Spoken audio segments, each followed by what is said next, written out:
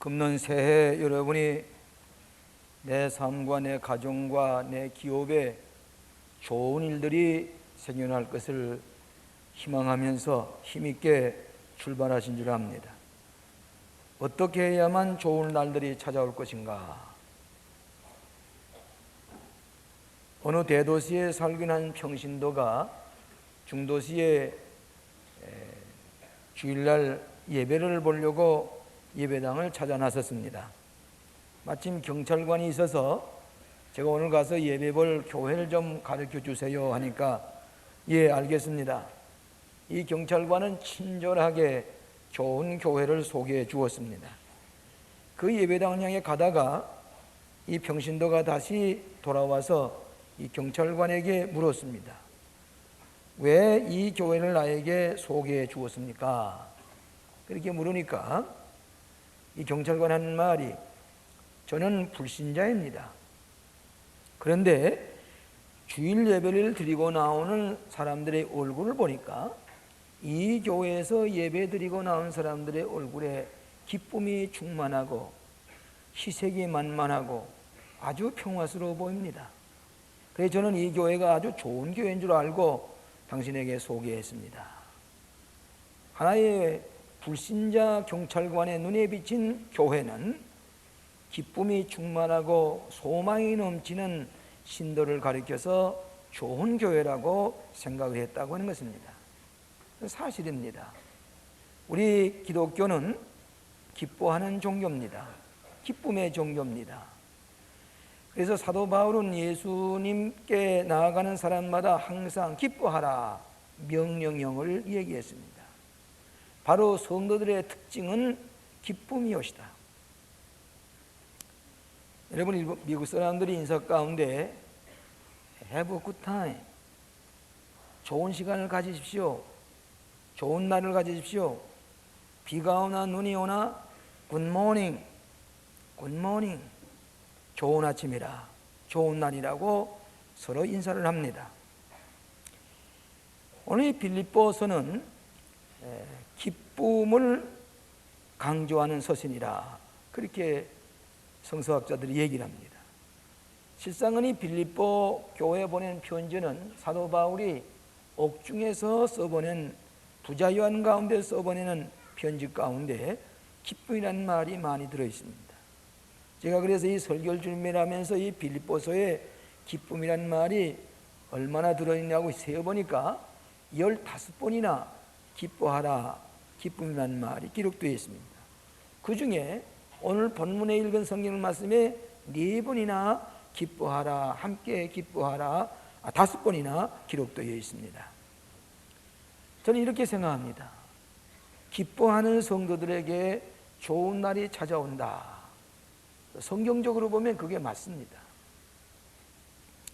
토마스 훌러라는 사람이 농담삼아 하는 말이 하루가 기쁜 날이 되려면은 이발소에 가서 이발을 하고 일주일이 행복하려면은 사랑하는 사람과 결혼을 하고 한 달 동안 행복하려면은 말을 사서 타라 그랬고 1년을 행복하려면은 새 집을 지어서 살라. 그리고 항상 기뻐하고 행복하려면은 정직한 사람이 되라. 이런 얘기를 한 적이 있습니다. 우리 예수 믿는 사람은 항상 기뻐하는 사람이라고 말씀합니다.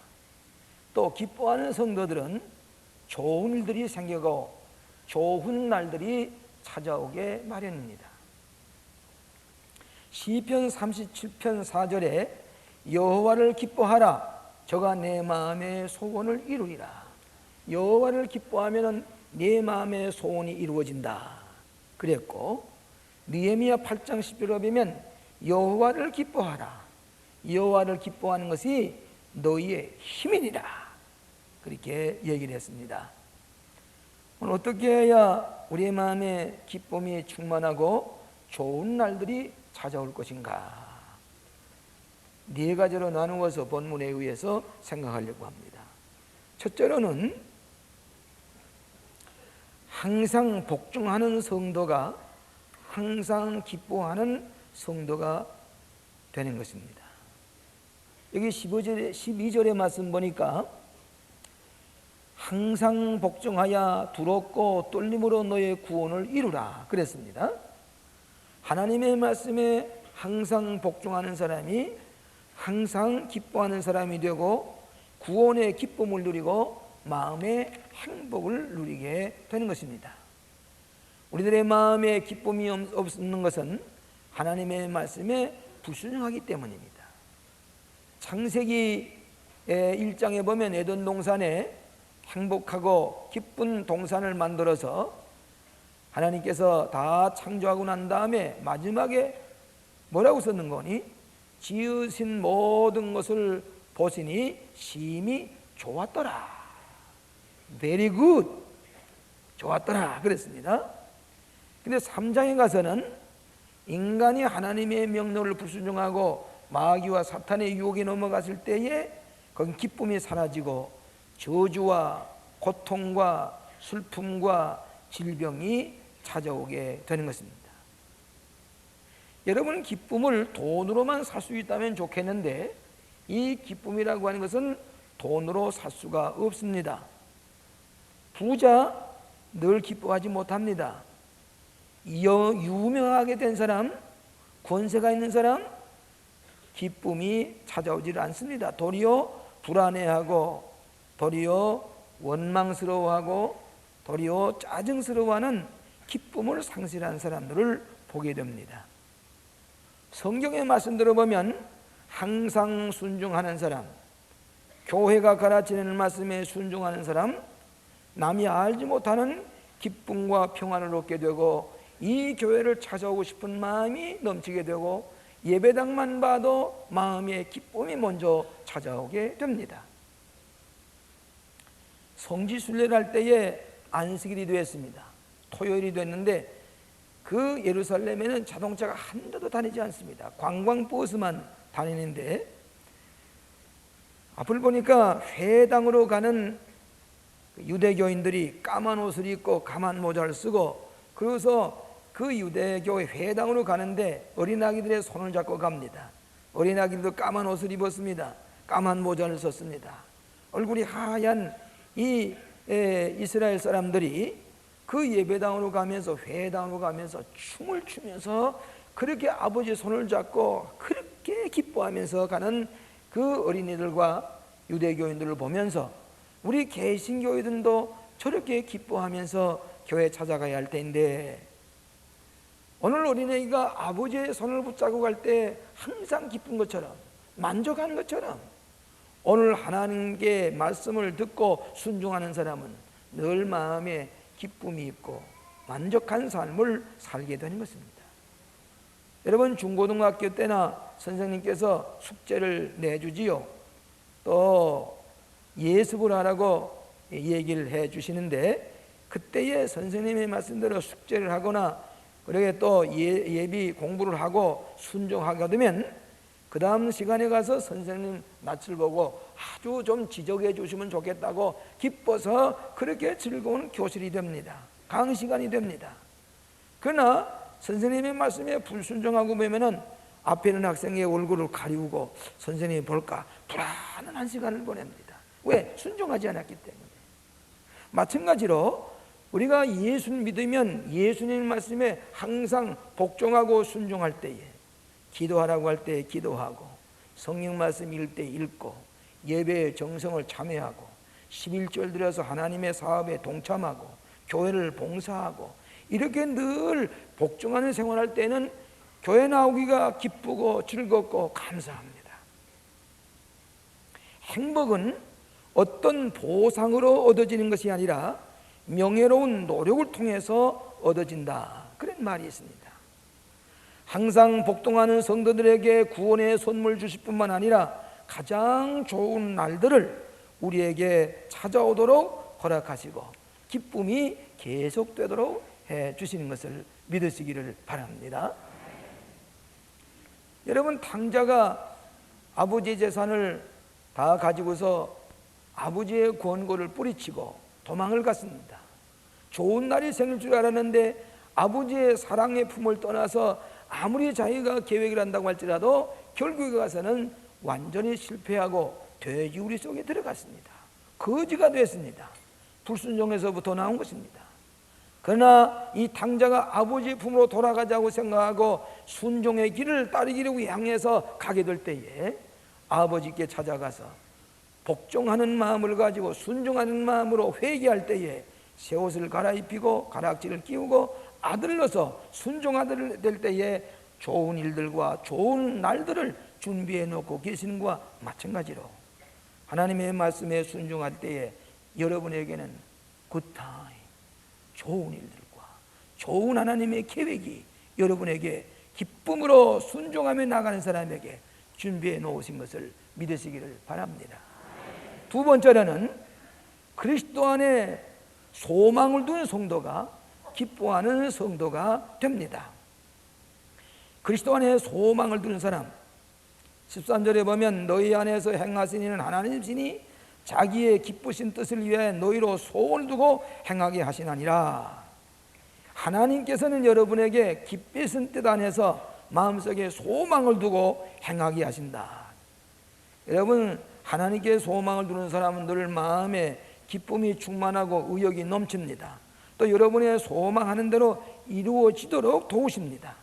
소망이 없는 사람, 절망하는 사람, 좌절과 불만 가운데 살게 되게 됩니다. 여러분, 사람들을 바라보고 계획했던 일이 뜻밖으로 틀어져 나갈 때에 좌절할 때가 있습니다. 그러나 예수님 안에 소망을 가졌던 사람은 결코 절망하지 않고 좋은 일들이 오도록 하나님께서 준비하고 계시는 것입니다. 여러분, 행복의 첫걸음은 교회로 향하는 첫걸음에서부터 시작된다. 우리가 하나님 앞에 나아가는 소망 가운데 나아가는 그 발걸음에서부터 행복한 삶이 시작된다. 그런 말이 있습니다. 한 번은 인도의 힌두 교인이 크리스찬을 늘 바라보니까 힌두교들보다도 이 기독교인들은 얼굴에 광채가 나고 윤기가 나고 늘 평화스럽고 기쁨이 충만해 보인다는 말입니다. 그래서 이 힌두교도가 크리스찬을 붙들고도 얘기를 했습니다. 그리스도인의 얼굴에는 무슨 약을 발랐기에 그렇게 윤기가 나고 빛이 납니까? 그렇게 물었습니다. 그랬더니 이 크리스찬이 대답하기를 아니요, 우리 아무런 약도 바르지 않습니다.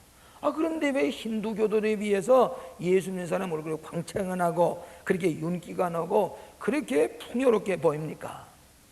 아무런 약도 바르지 않지요.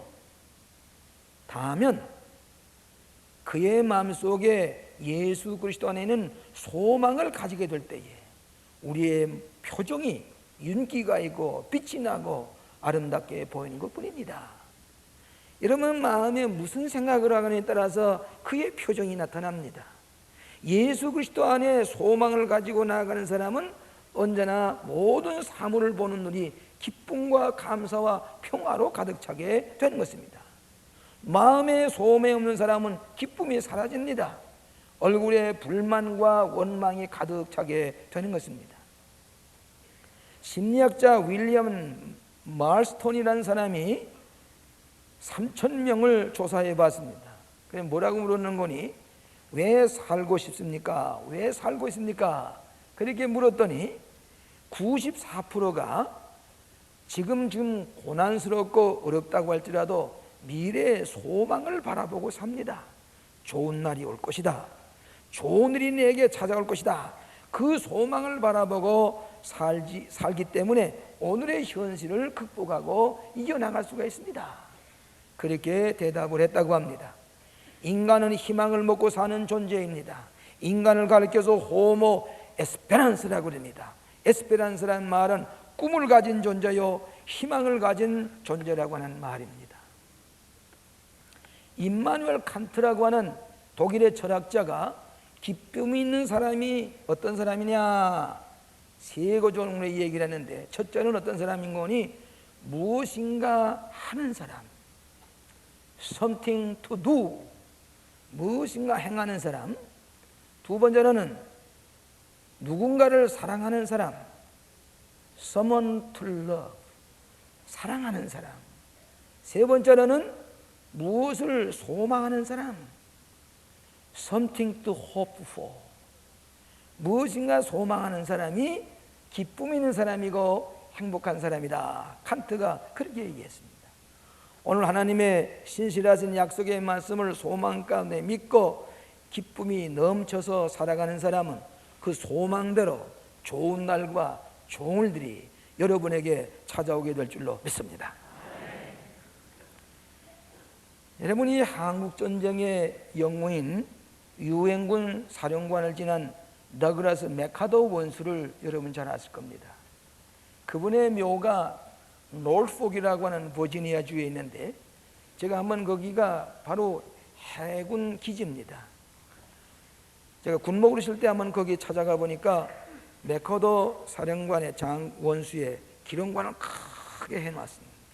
돌아보니까 한국 전쟁에 탔던 훈장들과 그 미국이 가장 존경하는 군인 메카도의 기령관이 있는데, 그 가운데 대리석으로 이 메카도 원수의 묘가 있었습니다. 관이 거기 놓여 있었습니다. 제가 한참 그분을 생각하면서 그가 6.25 때 인천 상륙작전이라든지 정말 한국을 위해서 마지막 군인 생활을 마치게 되었지요. 어떻게든지 통일을 가져오려고 애를 쓰다가 그가 그대로 군복을 벗게 됐는데, 마지막 의회에서 미국 의회에서 연설하게 될 때에 대개 이런 얘기를 했습니다. 나는 52년 동안의 군인 생활에 막을 내리려고 합니다. 금세기가 들어서기 전에 군인이 될 꿈을 가지고 소년 시절에 그 꿈을 성취하기 위해서 들어가서 오늘에 이르렀습니다. 세계가 여러 차례 변천했다고 할지라도 내가 웨스트 포인트에서 선서할 때 그 꿈과 희망은 결코 사라지지 않았습니다. 그러면서 이 연설을 계속하다가 유명한 마지막 연설, 노병은 결코 죽지 않는다. 다만 사라질 뿐이다. All the soldiers never die, but just fade away. 그는 언제나 꿈을 가지고 명예롭게 살다가 간 신앙 군인이었습니다. 여러분은 서울을 탈환하고 난 다음에 이승만 박사에게 서울 탈환한 그 증서를 주면서 마지막에 주기도문을 썼습니다. 내일의 희망을 가진 그리스도 안에 사는 사람은 언제나 기쁨이 충만하고 그 희망대로 좋은 날과 좋은 일들이 찾아올 것을 믿고 늘 기쁨으로 살아가는 것이 그리스도인 줄로 믿습니다. 세 번째로는 적극적인 삶의 태도를 가진 사람이 기쁨이 있는 성도입니다. 적극적인 삶의 태도를 가진 사람입니다. 14절에 보니까 모든 일에 원망과 시비가 없이 하라. 이는 너희가 흠이 없고 순전하여 어그러지고 거스르는 세대 가운데서 하나님이 흠 없는 자녀로 세상에서 그들 가운데 빛들로 나타내며 생명의 말씀을 밝혀 나의 다른 질을 헛되지 아니하고 수고도 헛되지 아니하려 함이니라. 여러분, 기쁨이 넘치는 사람은 부정적인 사람이 아니고 적극적인 사람입니다. 부정적인 사람은 언제나 원망과 시비를 겁니다. 똑같은 환경에서도 원망을 많이 합니다. 시비를 많이 합니다. 부정적인 얘기를 많이 합니다. 여러분, 가정에서도 부정적인 관심이 습관이 된 사람은 아주 즐거운 일이고 좋은 일이고 아주 기쁜 일이 있는데도 불구하고 20년, 30년 전에 불쾌했던 얘기, 원망스러웠던 얘기, 시기, 원망, 그것을 다시 털어놓기 때문에 그 좋은 것이 다 사라지고 맙니다. 그러게 되니까 가정에 있던 사람들이 불안해하고 불쾌하게 합니다. 우리 그리스도인들은 적극적으로 빛 가운데 삽니다. 광명 가운데 살고 말씀을 밝히며 살아가는 생활이요, 원망과 시비와 부정적인 생각을 버리고 늘 얼굴에 기쁨이 충만하며 살아갑니다. 적극적인 삶입니다. 믿음 안에서 확신 있는 삶을 살아갑니다. 좋은 날이 올 것이다. 좋은 일이 생길 것이다. 우리의 다름질이 결코 헛되지 아니하다. 우리의 수고도 헛되지 아니하다. 그리스도 안에 자랑할 것이 생기게 될 것이다. 긍정적으로 살아가는 것입니다. 이 병원에서 치료하는 의사들이 얘기를 들어보면 똑같은 환자이지만 똑같은 병이지만은 언제나 적극적인 태도를 가지고 마음의 기쁨을 가지고 내 병은 이거 낫는다, 그런 생각을 가지고 언제나 긍정적으로 기쁨이 충만하고 웃음이 있는 사람은 세포도 빨리 돋아나고 백혈구도 아주 세균을 죽일 수 있도록 여건이 형성이 되고 그리고서 빨리 나서 간다는 얘기입니다. 그러나 원망하고 시기하고 믿지 못하고 부정적으로 꽉 찬 사람은 병이 잘 낫질 않아요. 오래 계속돼요. 놀만 쿠신이라고 하는 미국의 유명한 언론가가 있는데 그 사람 얘기를 보면 부정적인 감정, 부정적인 생각을 가지고 있는 사람에게는 부정적인 화학 성분이 생산되어서 이 신체 장기의 변화를 일으키는 것과 마찬가지로 긍정적인 감정을 가진 사람은 긍정적인 화학 성분이 생겨서 내 신체를 변화시킨다. 요즘 우리가 상식적인 얘기로 소위 우리가 부정적인 생각을 많이 한 사람은 아드레날린이 많이 생긴다. 그래서 우리 장기를 스트레스를 줍니다. 아주 우리 장기를 짭니다. 그래가지고 언제나 압력을 줬습니다. 신트림이 생깁니다. 그래가지고 이 부정적인 감정을 가진 사람에게는 부정적인 신체 화학적인 변화가 생기기 때문에 암도 생기고 고혈압도 생기고 당뇨도 생기고 이상한 질병들이 생기게 마련입니다. 그러나 긍정적인 감정을 가진 사람, 늘 기쁘고 감사하고 늘 행복한 마음을 가진 사람에게는 우리 소위 잘 아시는 대로 엔돌핀이라고 하나요? 엔돌핀이 생겨가지고 암세포도 번성하지 못하게 포위를 합니다.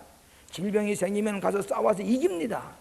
그러면서 언제나 긍정적인 생각을 가진 사람은 우리의 신체도 잘 지키고 보호하고 장수하고 언제나 우리는 미래의 좋은 일을 향해서 좋은 일을 경험하며 나아갈 수가 있게 되는 것입니다.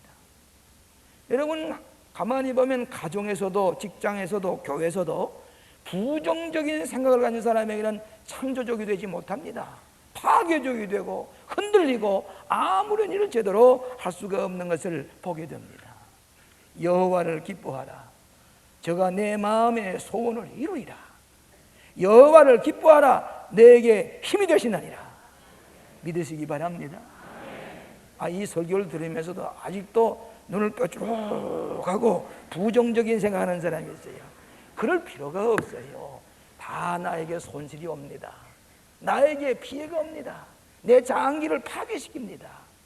오늘 여러분들은 언제나 긍정적인 생각을 가지고 나아갈 때에 하나님께서 여러분에게 좋은 일을 생기게 하신 것을 믿으시기 바랍니다.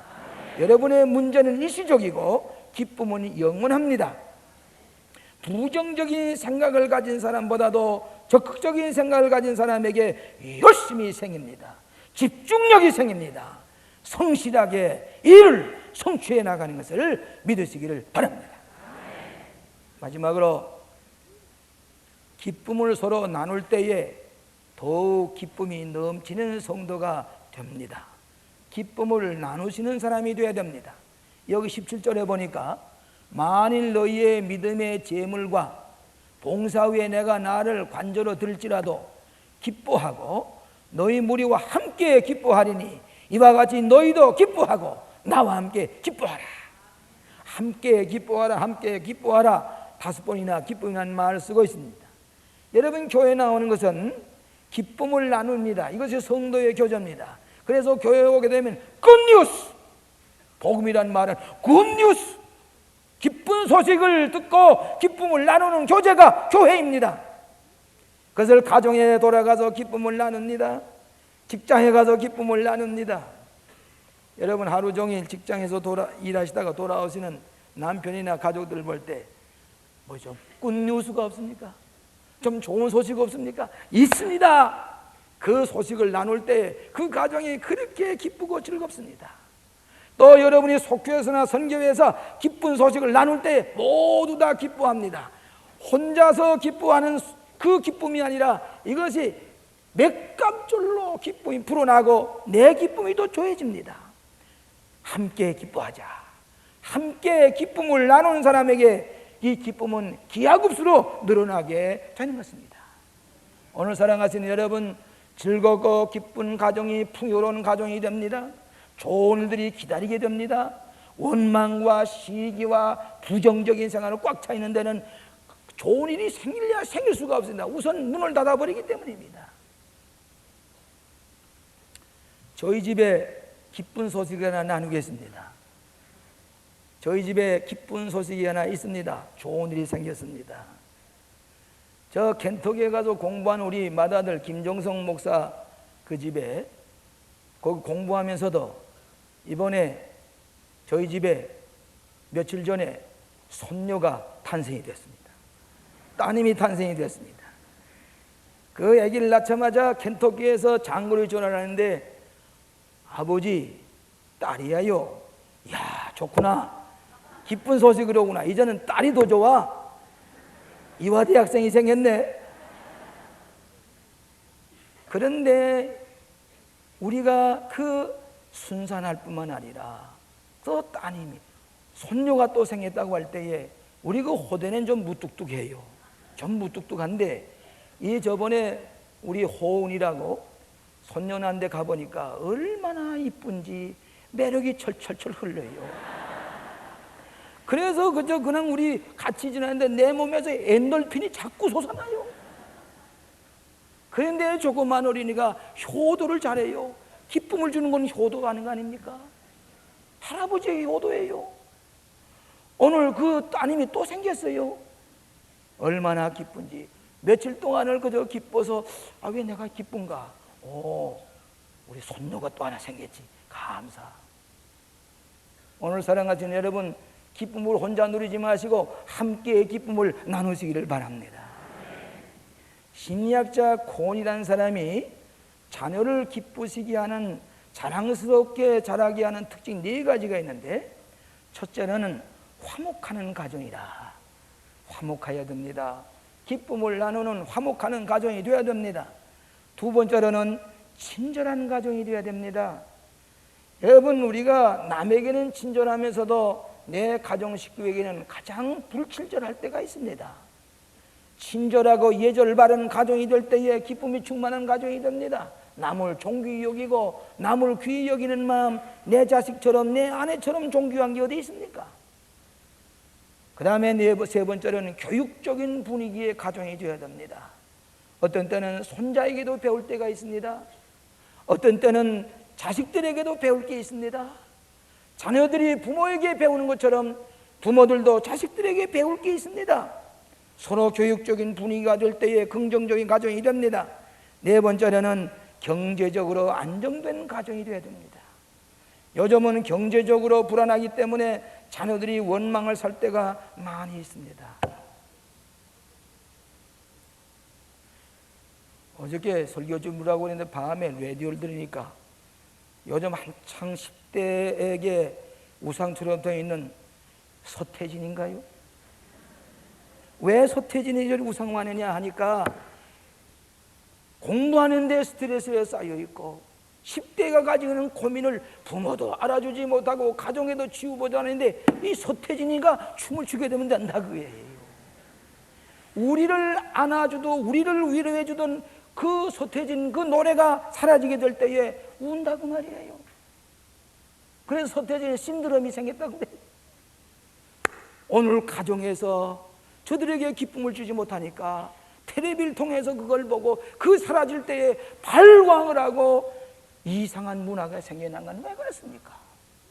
오늘 우리 가정에서 부모가 자녀들에게 기쁨을 선사해 주지 못하기 때문에 텔레비 우상, 그 유행 그 하는 오늘 그 젊은이들의 그 노래와 춤에게 도취가 되고 그를 우상화하는 현대인을 보게 되는 것입니다. 가나온 잔치집에 예수님이 찾아가셨습니다. 왜 찾아가셨습니까? 기쁨이 충만한 가정입니다. 결혼식을 올리는 가정처럼 기쁨한 가정이 어디 있습니까? 그 가정이 예수님 찾아가셨습니다. 그런데 포도주가 떨어졌습니다. 포도주는 무엇입니까? 기쁨의 상징입니다. 포도주를 마시면서 기쁨을 나누는 것입니다. 그런데 이게 포도주가 떨어졌습니다. 예수님 기쁨을 더해 주시기 위해서 맹물로 더 좋은 포도주를 만들어 주셨습니다. 이 집이 뭘 모자란 것 없어. 기쁨이 충만한 집에 가서서 이 집이 모자란 게 뭐이 없어. 포도주가 떨어졌습니다. 더 맛있는 포도주 맹물로 만들어 주셨습니다. 기쁨을 더해 주셨다는 말씀입니다. 오늘 여러분의 가정이 기쁨이 충만할 때에 예수님 찾아오신 줄로 믿습니다. 예수님 찾아오셔서 여기 포도주가 떨어지지 않았느냐? 기쁨이 떨어지지 않았느냐? 여기에 모자란 게 없느냐? 맹물로 포도주를 만들어 기적을 베푸시는 것이 기쁨이 충만한 가정에 찾아오셔서 더 좋은 일을 일으키시는 것을 믿으시기를 바랍니다. 기쁨이 있는 성도의 가정에 좋은 일이 두고두고 좋은 일들과 좋은 날들이 찾아오는 것을 믿으시기를 바랍니다. 항상 숭도하는 성도의 가정, 그리스도 안에 소망이 넘치는 가정, 적극적인 삶의 태도를 가지고 함께 기쁨을 나누는 기쁨의 가정 위에 좋은 일, 좋은 날들이 여러분에게 찾아오게 되시기를 주의 이름으로 축원합니다. 기도하십시다. 저희들에게 기쁘고 행복한 축복의 마음을 우리에게 허락하여 주시오니 감사합니다. 예수님, 주님 때문에 우리의 마음이 기쁨이 넘칩니다. 세상 사람들을 바라볼 때는 기대했다가도 우리에게 절망 줄 때가 많이 있습니다. 주님밖에 우리에게 참 기쁨을 주실 분이 안 계신 것을 믿고 기쁜 소식을 들으면서 좋은 날이 찾아올 것을 믿으면서 기쁨의 생활이 넘치게 하여 주시옵소서. 예수님 이름으로 기도하옵나이다. 아멘.